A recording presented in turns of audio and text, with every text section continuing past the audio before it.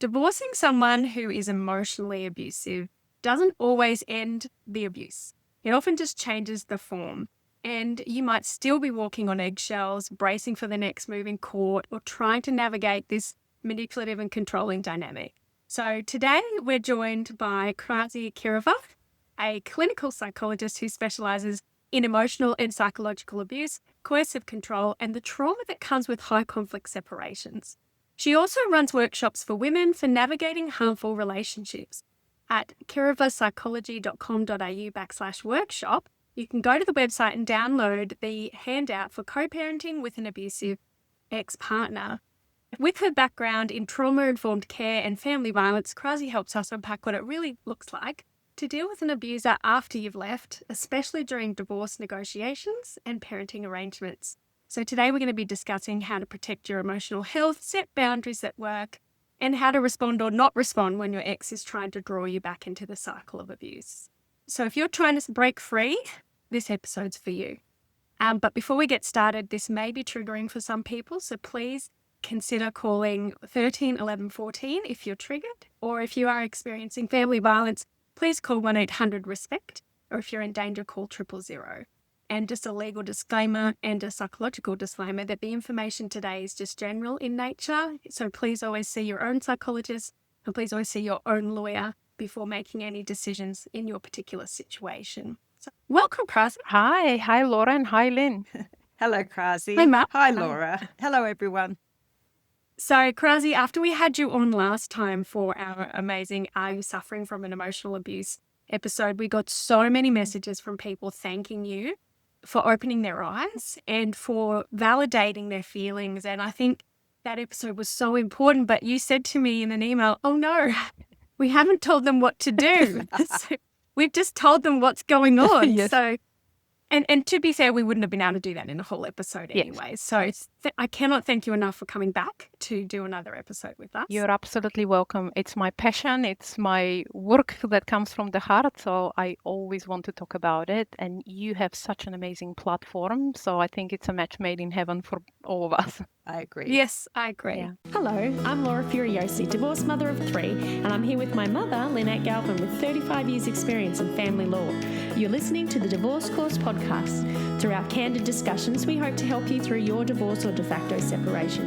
We will be answering the most commonly asked questions and covering the stages and steps that you will face on your way to freedom. I've been speaking to a couple of listeners just recently on the phone and hearing their voices and hearing that they're listening to these episodes when they're alone at night. They're listening to these episodes on the way to work. And so we hear you and we see you if you're listening today. And if this helps, that's the whole point why we do this. And I know that's why Krasi does this. So sending love to you. Let's get into it. And I'm going to be throwing some big questions at you, Krasi, because really, how do you cope after leaving someone? How do you stay grounded? How do you deal with a person like this once you finally got out, but you still have to go through divorce? Yeah. Well, the very short answer is you don't really cope that great. But that is expectable. That fallout, when you come out of these relationships, I think there is this notion that this is the big step, and from here on, the recovery journey is going to start. You're going to start healing. The worst is behind you. And that is just not the reality for a lot of people, especially when you're going to go through divorce, their children, their settlement to go through. Research shows us that, for example, when there is coercive control in a relationship, that's a 97% predictor for post-separation abuse. And I think that's important because I do see so much online that says, get out, leave, but no warning that it's not over, sadly. Yeah. And I think if you go out with the right expectations of, okay, I'm leaving, but I still got a bit of a ways to go, it's less stressful in a little bit. Yes, I mean, expectations are so important because expectations help you prepare. They help you strategically plan your next steps. And when you're going to be dealing with a divorce and with legal proceedings, you have to start preparing way before you're even out of it because it can come as a shock after this. And also, I think the big one as well is when you come out of these kind of relationships, if we can even talk about coming out, given you're going to be dealing with all the legal stuff after, but when at least you come out of the relationship, you are depleted, you're exhausted, physically, emotionally, you're completely drained. There's nothing left to give. And because finally the body almost kind of steps out of that survival stage, there is almost a moment of falling apart at that point. And yet you can't afford to fall apart, because then the next thing starts, which is the whole legal process. You have to learn so much new information. You have to deal suddenly with all these institutions you've never had to deal with before. You have to learn and learn quickly what to do, what not to do, what your options are. Sometimes you have to deal with police.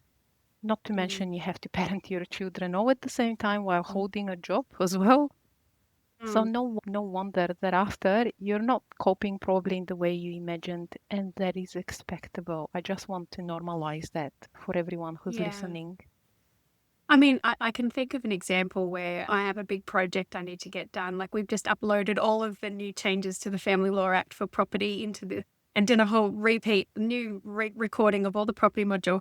And I usually get migraines, and I haven't got one, but I know the minute this is all over, I'm going to get Yeah. the biggest migraine, because my body knows, Yes. okay, you can afford to collapse now. Exactly. And it's the same, I guess, when you finally leave, you think, okay, now I can collapse with that. But then people might find out, oh, wait, no, you can't. You've got to keep it together for the kids and get through this next bit. Yes. And I think it is important to say it. I don't want to make people think it horrible, and I don't want to deter them from doing what's best for them, but it is good to reality check do you it. know, So thank you. I always say it's worth it. Yes.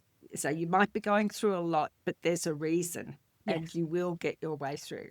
Yes. It's the necessary step of the journey, but it is absolutely a journey, and that's a big one to remember, that what you're dealing with now, it is still better, and it's still, there is hope.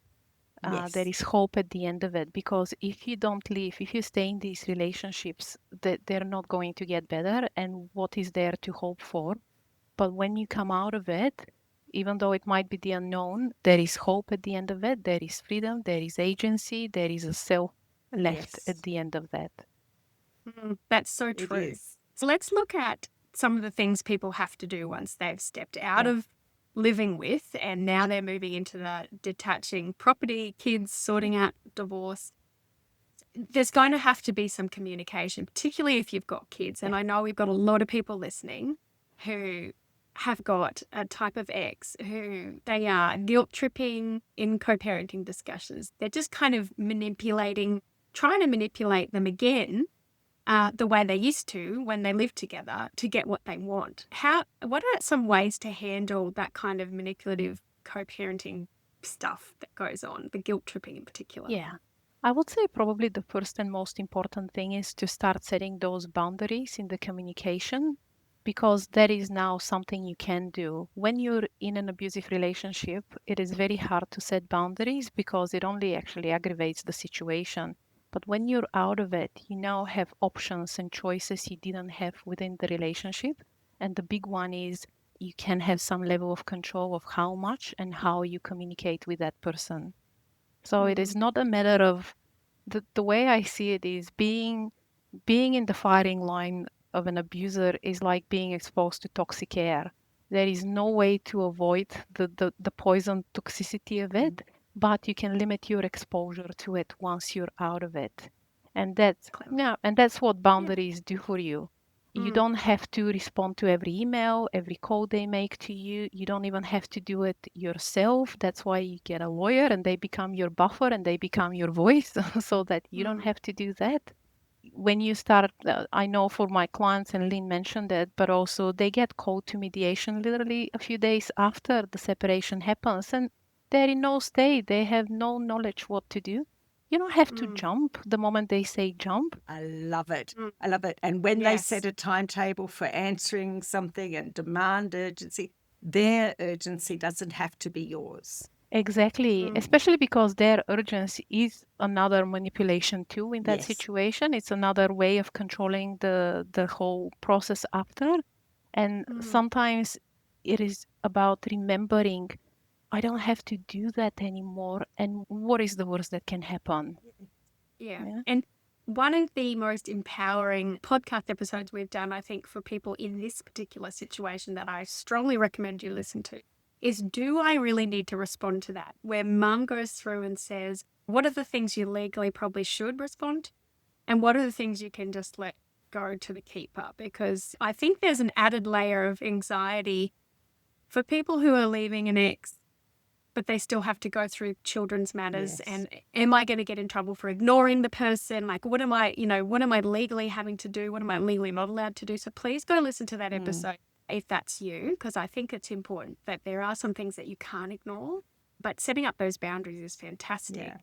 Now, another type of area that I think people suffer with is the anxiety around anything to do with communicating legally. So like all of a sudden they might be getting calls from mediators, calls from lawyers, court appointments, Child support.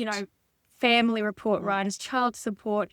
And then if you are going through family violence or have experienced it, you'll also be getting the phone calls from the domestic violence services and the 1-800 respect people and all these things, all ringing to check you're okay, but just causing so much anxiety that to the point where I know of people who just never answered the phone. So how can people deal with the anxiety of being bombarded and contacted by all sorts of people during this time? Yeah.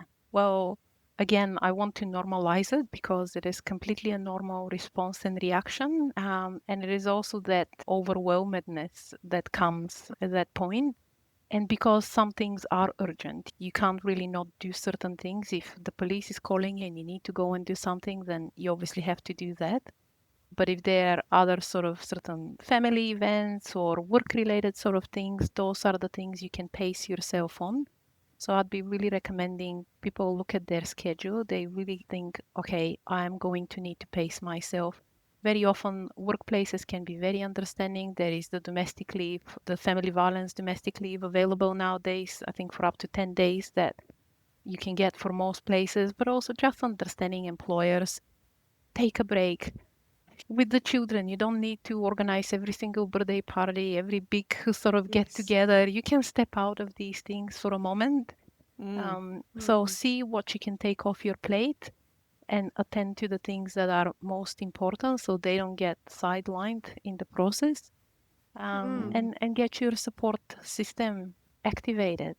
If someone can do some of the stuff for you and they can help you, whether it's looking after the children, whether it's even reading through some of the emails or processing the information and then just kind of feeding you whatever you need to know, that is a huge help as well. I have personally been a support person for a personal friend of mine in such circumstances, and I was happy to listen to your podcast. This is years ago. Really? I was the one listening to some of these and educating myself, and then I was communicating that to to my friend because I knew she didn't have the capacity to gather all of this information, but I had the capacity. So if you can get someone else to do that for you, absolutely use it. I think too, the value of what you did there, Krause, is partly because when you've just left, you have, I think, an inflated or exaggerated idea of how powerful your ex really is. Absolutely. And the number of people have said to me, oh, but you don't know what it's like. You don't know what it's like. Do you find that? Yes, absolutely. There's so many threats, and even they start obviously before the separation process, and you get so scared. Women absolutely believe it. Sometimes they are absolutely outlandish, completely unreasonable threats that have no whatsoever base in reality. But when you don't know, you don't know. So it's important to kind of do a reality check at that point, and that's why I also recommend be strategic when you start thinking about these things before you even leave. Go and speak to a lawyer, go and listen to the Divorce Course podcast so that you know what is realistic and what is not, and you can pay attention to the things that matter and not pay attention to the other stuff. I think you raised before, Krause, the family violence leave that's available. Yeah. And I want to speak to any of those people out there who are maybe professionals, maybe running big businesses that are like really, and they don't need to technically use the leave to run and hide or to go somewhere and stay in a shelter.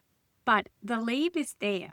And when you have to fill in a million forms for all of the services, that's going to eat up so much time. So don't be afraid to take the leave. Because I've spoken to so many who are experiencing family violence, but they feel like they shouldn't take the leave because they're not in the direst of circumstances. But your mental health will be so much better if you go, okay, well, I'm going to at least take one of the days this week so I can sit down and just work on the paperwork without the added stress of doing it at midnight when you get home and you've fed the kids and put them all to bed. So I just want to speaking out there to anybody who's thinking they don't need to take these days. I think they're there.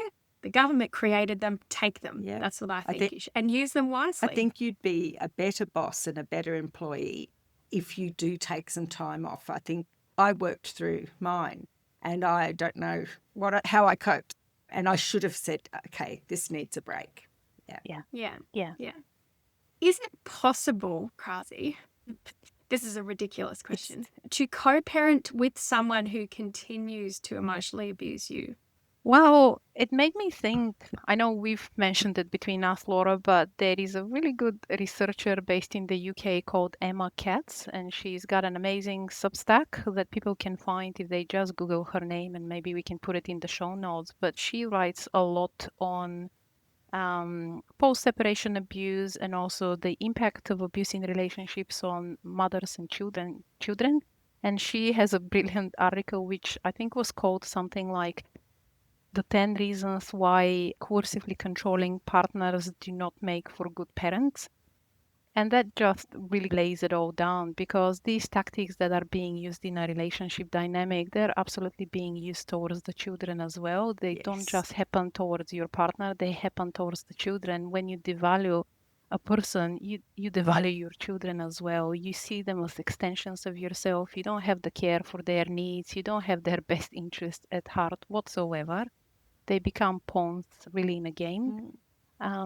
So that is the definition of bad parenting in my mind. Yes. And that can only escalate after a separation.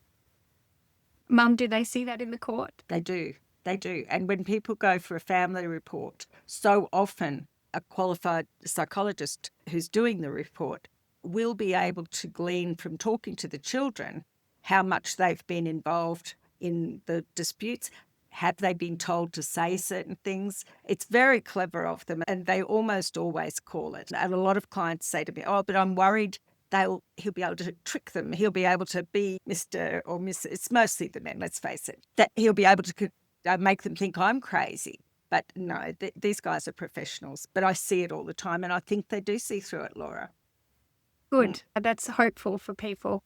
So you just talked about family reports, Mum. So Krasi, these people, and I have seen the reverse. I have seen women do this to men. So I do know that there's both sides here, but it is predominantly men that are causing this issue.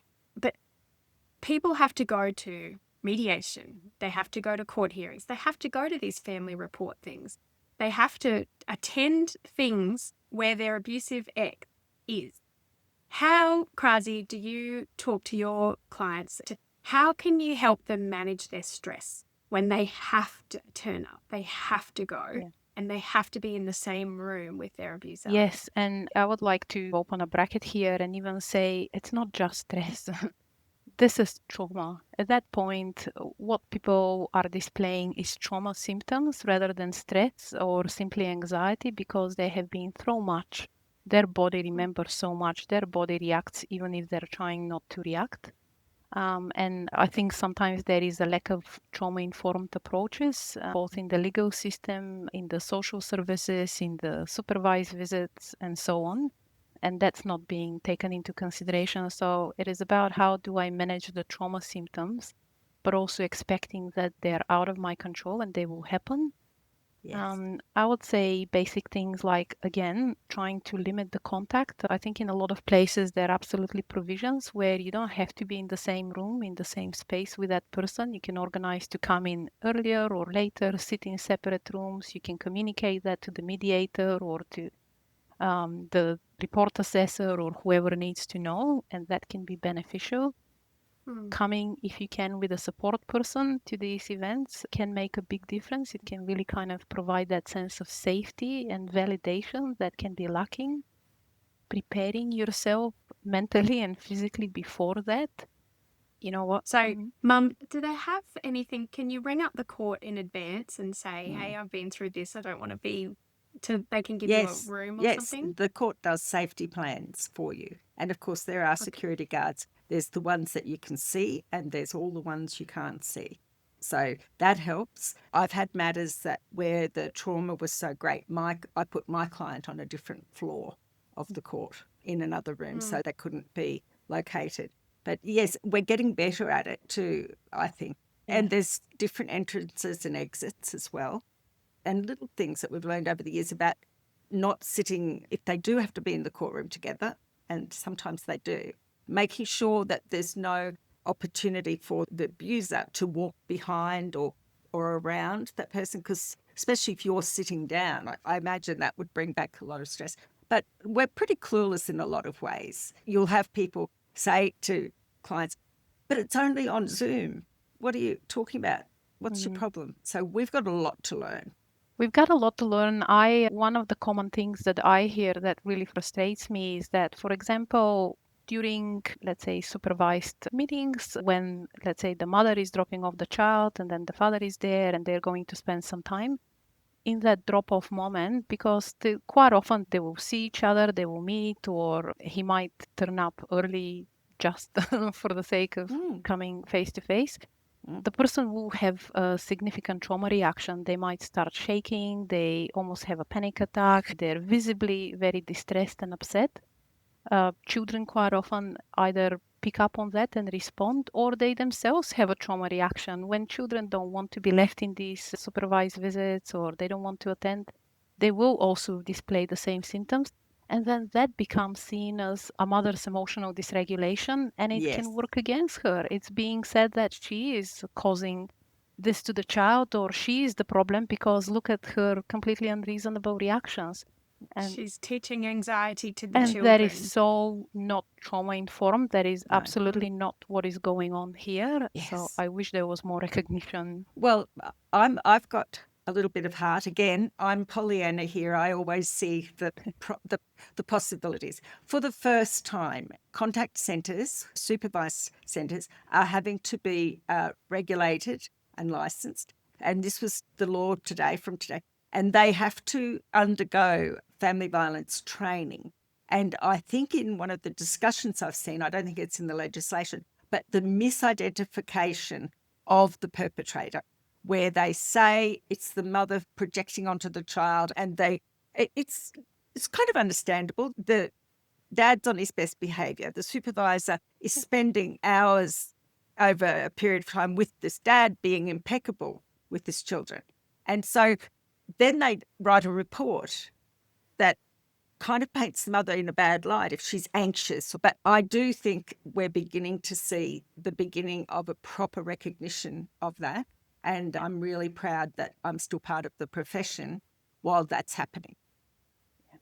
There's actually a name, I've only just learnt about it. I think it's an American term, but it's called, and again, I'm sorry to the dads who are experiencing this and listening today, but it's called CAMPS, child and mother sabotage. So there's actually a strategy out there to deliberately sabotage the mother by doing these strategies that you've described. I only just found out there's a whole lot of literature on it. Oh my goodness. So we're going to have to look into this. Yes. But the good news is that the new changes to the contact centres may make some sort of difference. I think so. And the Chief Justice is dedicated to people understanding the impact on family violence.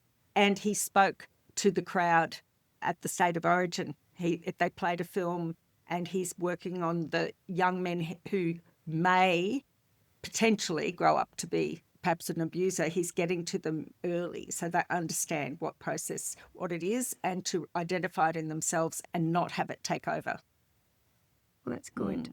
If you're separated or about to be and you need to get everything finalised and sorted but you don't know what to do next, or you're looking for a way to do your own divorce and settlement without spending thousands of dollars on lawyer, then you already know what you need to do, and that is to sign up and become a member of the DIY Divorce Blueprint. Empower, educate and equip yourself with the legal know-how and the tools you need to get divorced or de facto separated and finally settle. Work through this course at your own pace without feeling confused, lost, scared or overwhelmed of all the family law legal jargon and processes.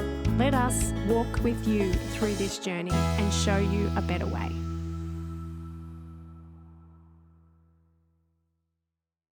Now, Krasi, another thing that happens to people when they're in this phase, and we talked about worrying about what to respond to and what to write to, but I do see a lot of people fall into this mistake where they just get to the point where they've had it and their ex has sent them some message that is deliberately designed to bait you or trigger you.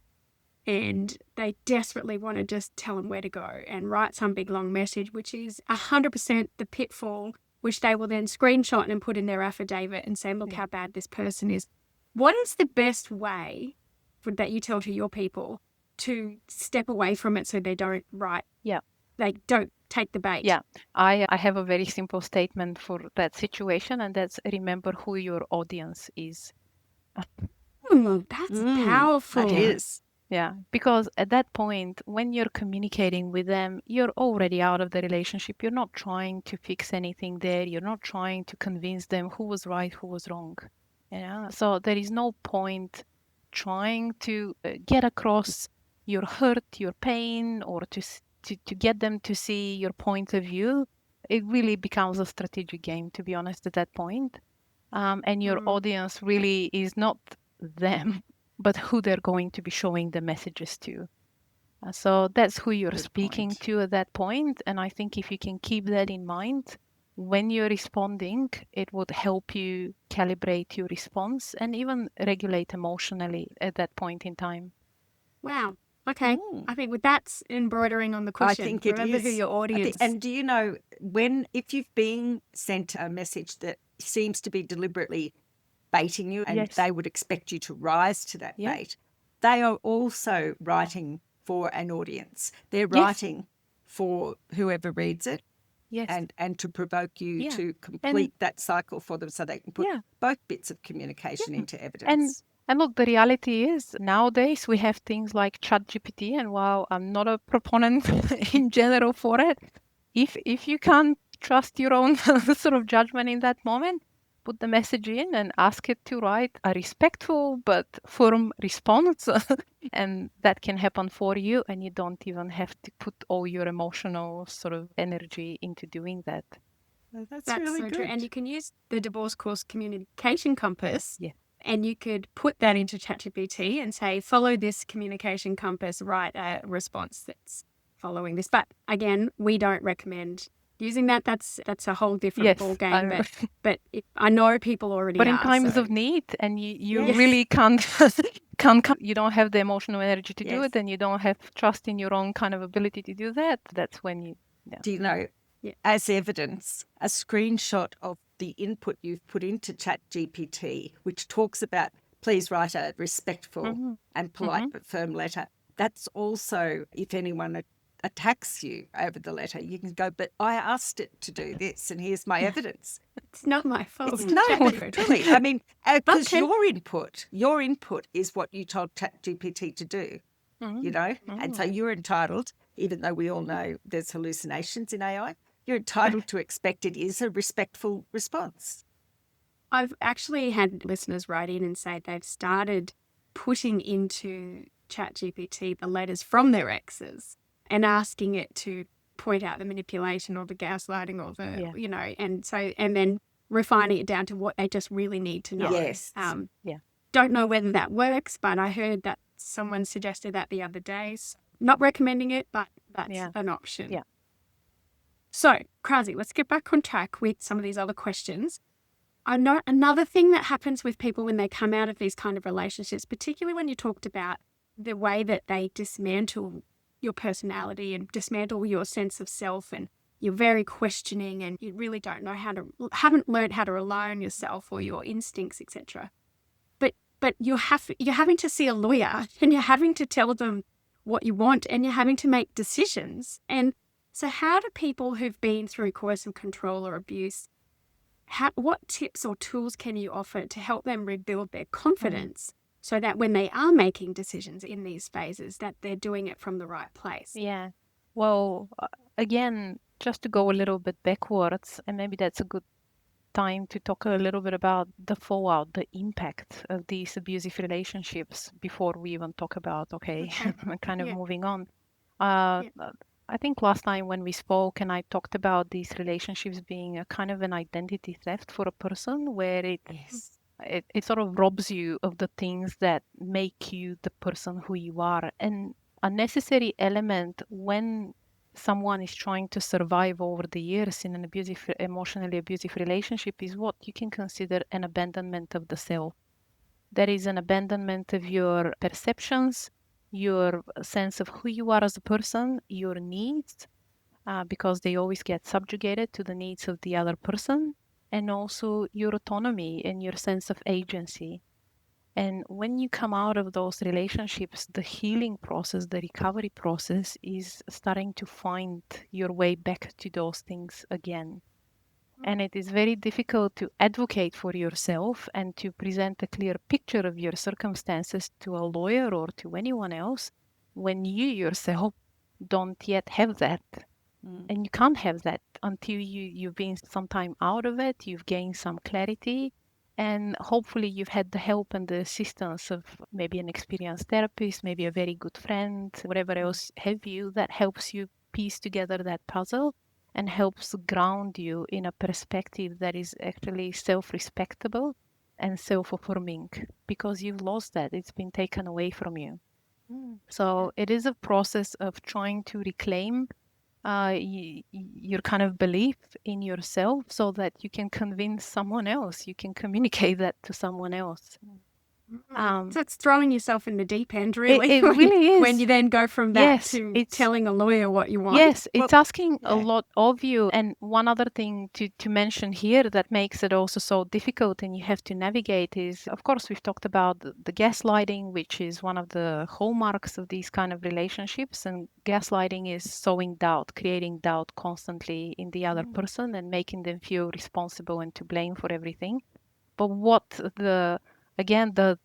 the fallout of coming out of these relationships is that people start to self-gaslight themselves. Yes. They lose Oh. trust in the same way. There is an internalization of the voice that you've heard for so long that now you can no longer distinguish your own voice and their voice. And so you're questioning, am I being unreasonable? Am I being selfish? Am I being the abusive one? Am I taking away their parental rights? And am I the one harming them? Am I asking for too much and being the greedy one? All the things that they tell you, you're now in a way telling yourself. So there is a process where you have to find that grounding. And I think some of the things that help, but I have to say it's a process. It doesn't just automatically happen once you come out of it, is you want to educate yourself. You really want to learn about what has been done to you and how it's impacted you so that you can separate what's me and what is someone else's input. You want to find similar stories. There's a lot of very good podcasts as well available where women share, for example, their stories. There's good books on the subject. You want to talk with people, so people who understand and validate you so that they can help remind you. They can be that healthy external voice when you cannot find your own voice in these situations. You can write things down as well so that you don't forget in those moments when you get very weak in your resolve and you need to remember, no, this was bad, this was done to me, I need to do this for these and these reasons. It helps to look at those things. I think that's one of the most powerful tips that we have heard is, and people have said that they wrote down what's happened and then they've put it away. And then over time, a couple of months or whatever, they go, oh, was it actually that bad? And what actually happened? And there's a forgetfulness as well as a minimizing, because they're saying, oh, it wasn't a big deal, wasn't a big deal. But then if you then go back and look at your document, like some of our listeners have, they're going to go, oh, wait, no, it was bad. Yes. And a lot of them are surprised at how much they forgot. Yes. Like how many things they You forgot. do. Because I guess, like you said, Prati, in the last episode you did with us, your brain can't cope with it, so you get rid of it. What did you call it? It was Amnesia or betrayal something? blindness, the concept of betrayal blindness, where you can't afford to see the thing that is in front of you because there is such a high cost to seeing it. And so there is this kind of protective mechanism of the brain to just put it on the side, put it in a separate box where you don't have to look at it. And it can be very protective, but it also can be harmful towards yourself in blinding you to the things that you should be seeing. Laura, Yeah. when you go to see a solicitor, I think having your story written down, and you may build it up over a period of time, and I think the chronology that we talk about and just having all of that awful mess corralled into a list that when you go to the lawyer, you can hand that over for them to read. And while they're reading it, you will be able to calm down and you know that everything you wanted to say is written down there. I think that is probably, from a lawyer's point of view, that's quite helpful, but also from someone, if you get stressed, it gives you that bit of breathing space while they read. So if anyone's going to take anything away from today, that would be to write stuff down. Yes. I guess journaling. Yes. Being aware, though, that if someone knows about the journal, they can subpoena it. Yes. So be really careful with what and where you're writing things, but try to have a reminders, because particularly if you are divorcing someone like this, your court case may go on for 5 years, 6 years, 10 years. You're going to forget the stuff from the first 2, 3, 4, 5 years. Yeah. So you need to be writing it all down. I'm hoping that's not going to be the case for anyone, but writing it down and reminding yourself when you need that result, because sometimes lawyers will go, was it really that bad? Yes. Are you sure? And you need to go, yes, it was. Just to remind yourself as well. I think that the last thing that I really want to touch on, and I'm very aware of our time, Krasi, but one of the things that I think, and I've just talked about a little bit, this lengthy, delayed, hellish process that our listeners go through, some of them with these kind of people, where their ex is enjoying the fight, their ex is enjoying the attention, they're loving that it's all about them. So they want it to go on for as long as possible, whereas the listeners today are going, I just want it over. So how do you recommend to your people who come to your workshop, for example, how do you get them to stay strong enough to get through this kind of stuff? Since you mentioned the workshop, the one big thing that comes out of the workshop is that it does create a supportive community, because it's one thing to go through something alone, and it's a whole different experience to go through it with the support and with other people around you.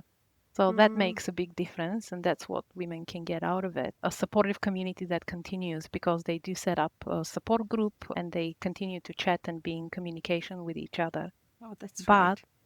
But the fact is, these processes, they easily go over a year, more than a year, 2, 3 years even, and so on.